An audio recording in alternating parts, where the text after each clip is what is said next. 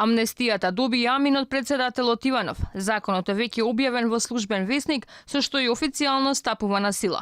Од денеска тече рокот од 5 дена во кој обвинетите и осудените за собраниските настани од 27 април можат индивидуално да поднесат барање до обвинителството со кое ќе се изјаснуваат дали сакаат да бидат помилувани или за нив да продолжи судскиот процес. Претениците кои се наоѓаат на вревот на обвинението и денеска не одговараат на новинарски прашања дали ќе побараат помилување. Јане Ченто и Игор Јук веќе најавија дека пресудата ќе ја чекаат од судот, а не од политичките елити. На денешното рочиште во кое докази изнесува одбраната, адвокатот на обвинетите Ангеловски и Цветановски најави дека ќе поднесат барање до обвинителството и се надева дека ќе ја добијат амнестијата. Законот кој едногласно го изгласаа власти и опозицијата најде на устриг реакција од стручната фела. Дека ќе има проблеми во примината на законот, предупредуваат и адвокатите на дел од обвинетите. Велат законот е контроверзен, а не дава ниту правни одговори, туку е политичка одлука на партиите. Сметам дека доста контроверзен и во примената ќе има некои проблеми.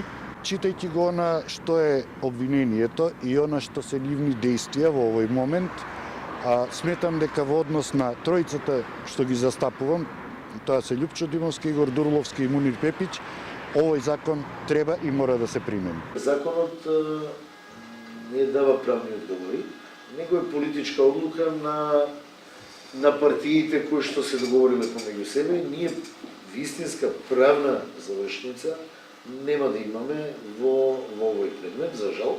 Ние правниците сме легалисти и секојаш сакаме со правосилна судска одлука да се заврши предметот, не со амнестија и не нарочито со ваква амнестија. Ова е прв случај каде што е селективна амнестијата. Обвинителката Вилма Русковска, која го застапува предметот за ланските настани, вели законското решение не е прецизно, а не е исклучена ниту можноста да се прошири обвинението со организаторите кои ќе одговараат за здружување заради непријателска дејност, но вели преквалификација на делото нема да има. По истекот на овие 5 дена што според законот се определени за поднесување на барањата, судот во рок од 5 дена по приемот носи решение по мислење на обвинителството. Законот предвидува и жалба на решението во второстепена постапка.